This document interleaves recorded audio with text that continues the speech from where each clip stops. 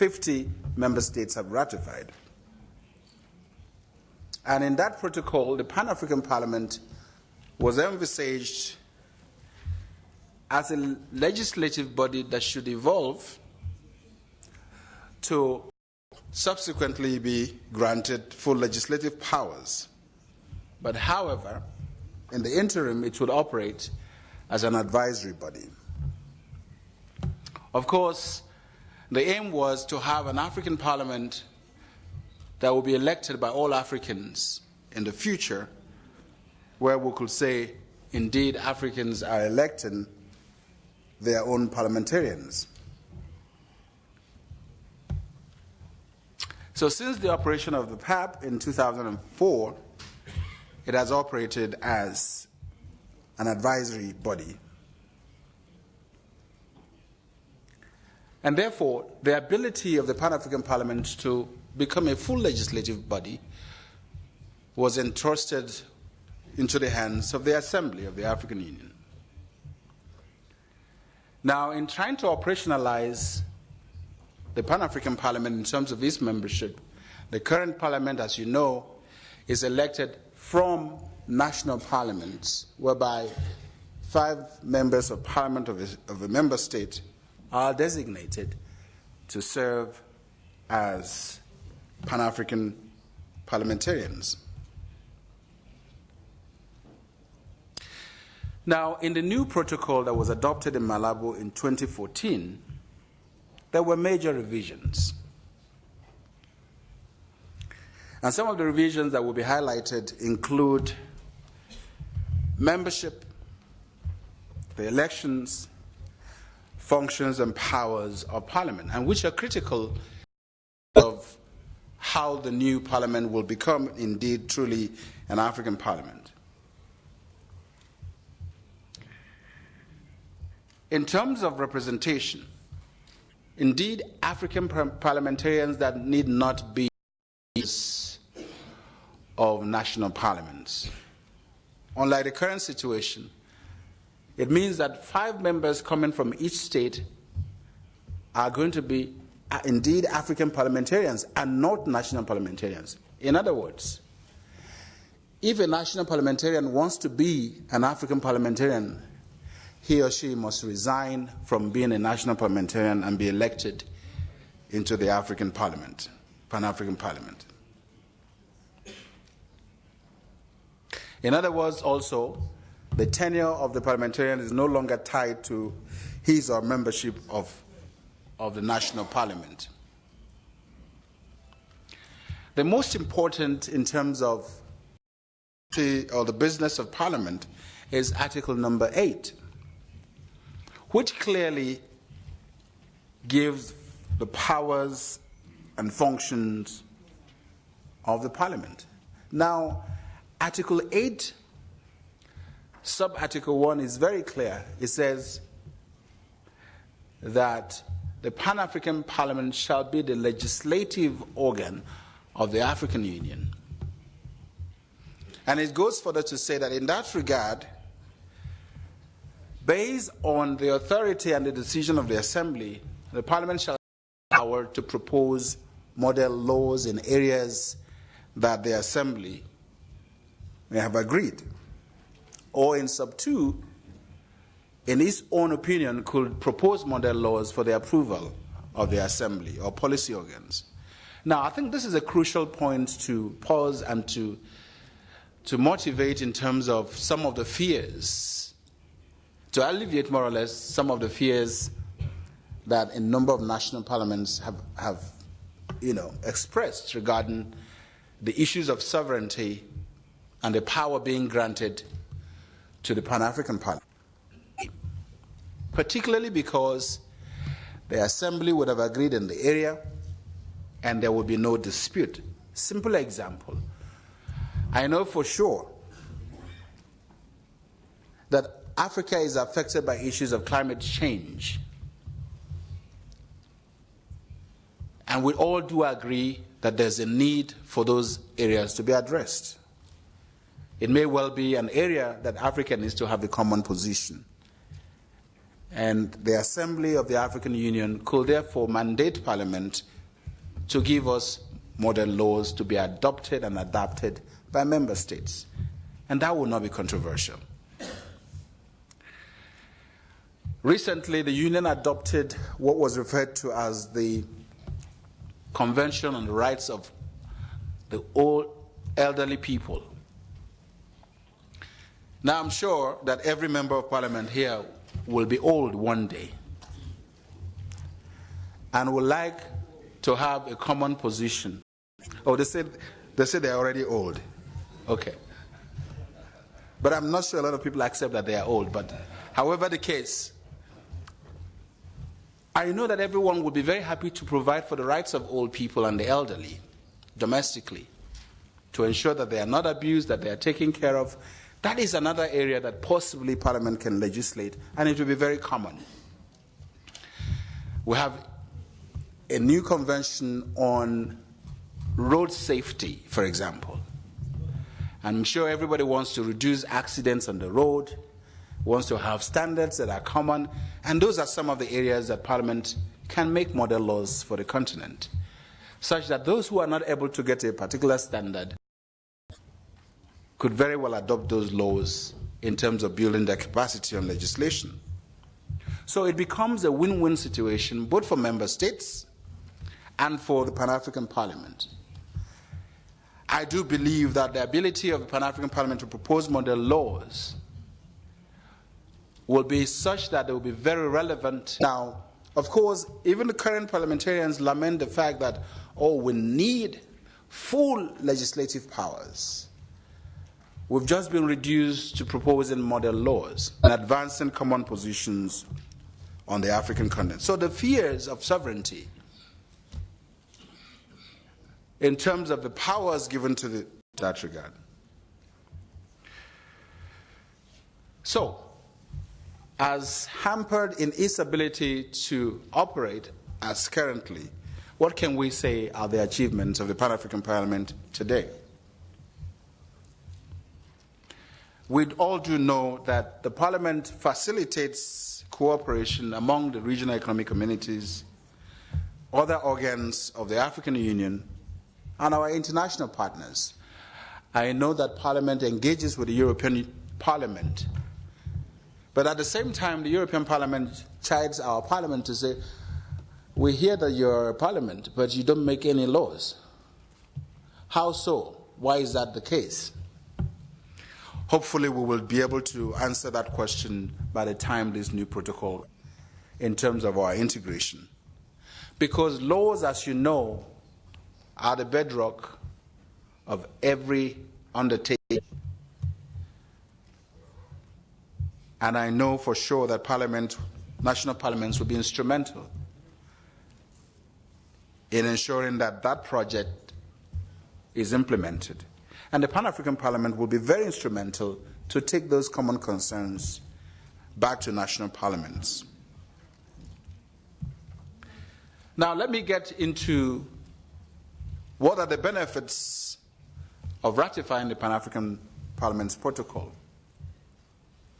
The first aspect of the benefits, I will say, what are the benefits for the Pan-African Parliament itself?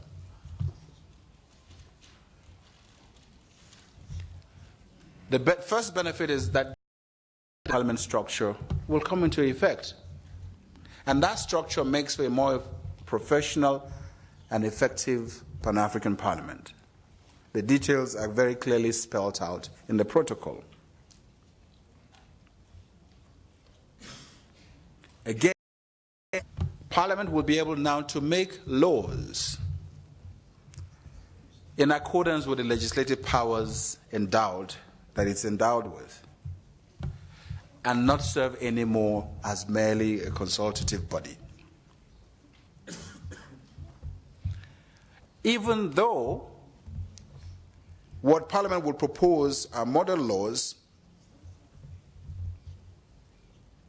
those model laws will make Parliament the strong agent of our nation. The moment our laws are harmonized in those areas of common agreement, it makes life easier for the continent. And again, the coming into effect of the protocol will draw us closer for the codification of that is envisaged in Article 5.3 for a direct universal suffrage for the electing African parliamentarians. You can imagine a day put together as the day for electing African parliamentarians. May 25 is OAU, or Africa Day as we call it. And September 9 is AU Day. Assuming each of those dates are nationally codified to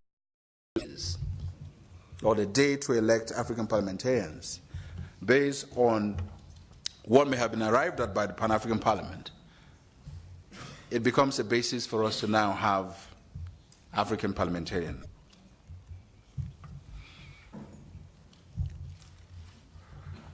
What are the benefits for the parliamentarians? There will be a wider pool for electing members of the PAP. It's no longer just choosing 5 people from national parliaments. Now, for some, is that good or is it bad? I think it is good because the next benefit is that rather than juggle between the work of national parliament and the work of the Pan-African Parliament, you will now be able to focus solely on one legislative function. And in this particular case, the new parliamentarians, African parliamentarians, will really be African parliamentarians with full activity focused on legislating for the African continent.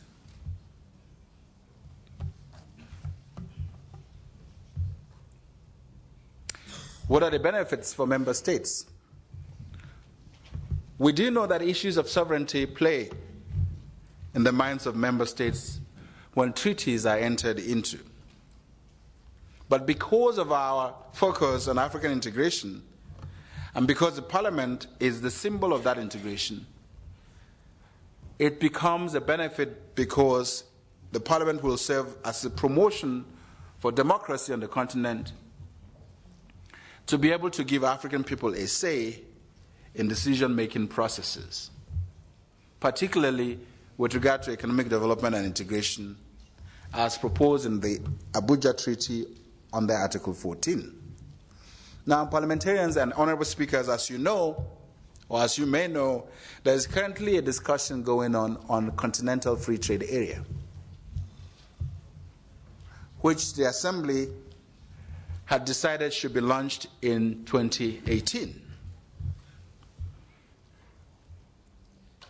Parliament will play a big role in enabling member states come to appreciate why Africa needs to trade with itself. Also, it's a benefit to promote the principles of human rights, good governance, accountability in individual member states. Of course, a lot of people have written and commented on the state of governance, human rights on the continent in the present dispensation. Of course, we do hope for better days, and we know that it's not going to be the same because African people are asking for better governance. And Parliament will play such roles to the benefit of member states. There will be better uniformity in the policies of AU member states by enhancing integration of transnational frameworks, which will be what model laws based on AU values will bring about. Having seen these benefits, honorable speakers, what is the commitment this time around? Last time it was 18 months to make sure that the protocol is speedily ratified. What will be the commitment now? And so I propose the way forward. Now, as speakers, you are instrumental in ratification, of course, depending on the constitutional arrangement of the particular state.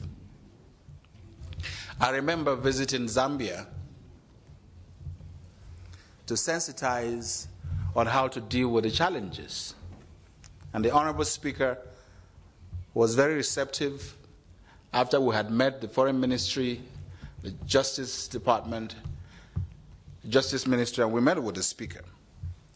Of course, the Speaker says, we are always waiting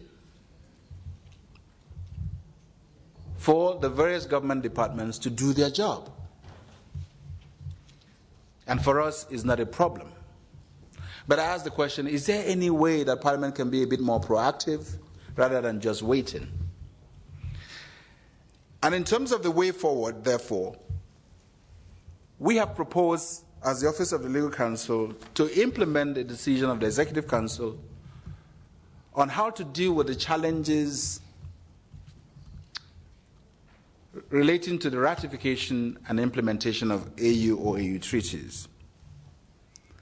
By that decision, each member state is to establish a national sectoral committee on the challenges of ratifying and implementing AU or AU treaties. And that was what took me and my delegation to Zambia.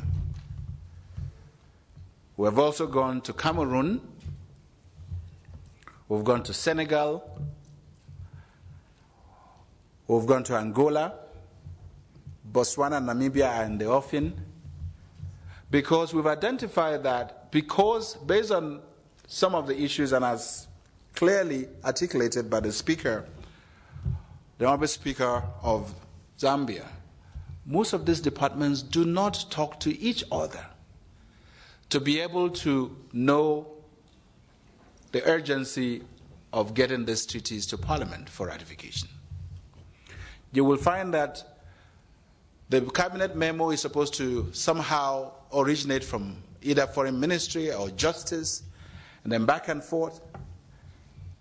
When we went to Zambia, they said, well, thank you for reminding us. Your visit has reminded us to do what we're supposed to do. And that is what we're telling each state. We know that the constitutional arrangements may be different. In Cameroon, for example, or in most civil law countries, the Office of the President is very active in ratification process. Then let's form a committee that addresses each segment or each department. And these committees are supposed to have Justice, Foreign Affairs, Parliament, and where the President's office is critical, the President's office, and each department that has the relevant function for the relevant treaty. Because when we go, we send all the treaties and we send the table of all treaties ratified for the member state. So it is important that Parliament plays a role, a more proactive role, as a member of the National Sectoral Committee to be able to assist in that process. And more importantly, as speakers, some of you are members of the Pan-African Parliament. And it becomes important that you champion this process. Because, take for example that of Sierra Leone. The fourth vice president of the Pan-African Parliament today is a parliamentarian in Sierra Leone who took up a challenge to say, I cannot be here shouting every day for us to have legislative powers and do nothing in my country. So she fought and pushed through. Sierra Leone has ratified. Let's assume if every member of Parliament does so, 28 ratifications will be very easy to obtain. Maybe, Honorable President, we will put a qualification to say no one shall serve as a member of the Bureau of the Pan-African Parliament unless their member state has ratified the protocol. Maybe that will help us to achieve quick ratification. Also, there's a need to adopt a robust strategy on ratification. One example we propose is we have 5 regions. There may be a need to identify champions within each region. Mali has done very well. People remind me, well, you know, the president of Mali used to be a member of the Pan-African Parliament. Well, that may be a reason why not adopt him as a champion for the West. Also, the president of Ghana used to be a member of the Pan-African Parliament. Why not make them join forces to promote the reason for our parliamentary process at the continental level? Adopt a champion in the East region. Adopt a champion in the North, in the South, and in the Central. I know that the Pan-African Parliament goes around the regions to do advocacy, but time is limited in terms of resources as well for this to happen. But parliamentarians can choose to adopt regional champions to help us achieve the next 26 ratifications, so that the work of Parliament can begin. The PAP should continue to work closely with the AU Commission, particularly the Office of the Legal Counsel, to sensitize member states, which we do all the time during the summit and in the organization of what we call the Treaty Week in Addis Ababa. Of course, the representatives of member states to Addis Ababa are supposed to be plenipotentiaries, in other words, who can act on behalf of the state or the president. So maybe parliamentarians need to sensitize the executive to grant them that power to be able to operate effectively in their positions. The Office of the Legal Counsel has always been a willing partner with PAP. We know what we went through to be able to get this protocol adopted in Malabo. We'll continue to exercise the same spirit in ensuring the speedy ratification, but the cooperation of honorable speakers as chief executives of your parliament and as another arm of government in each member state is critical. Honorable speakers, thank you for your attention.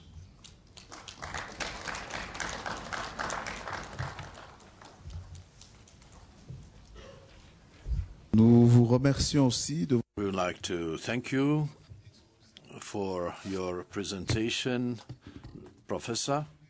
Dear colleagues, following the benefits of the signing and ratification of African Union treaties, in particular the protocol that is of interest to us, to the Constitutive Act of the African Union relating to the Pan-African Parliament, we're going to follow Professor Magloire Ondoa, who will speak to us about effects of the ratification of the African Union treaties, in particular the protocol to the Constitutive Act of the African Union relating to the Pan-African Parliament in the national legal framework of African Union member states.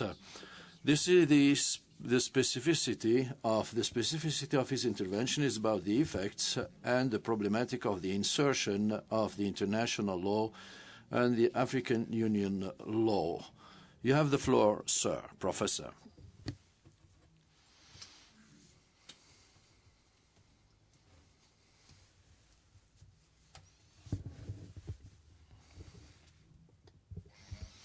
Honorable ladies and gentlemen, speakers,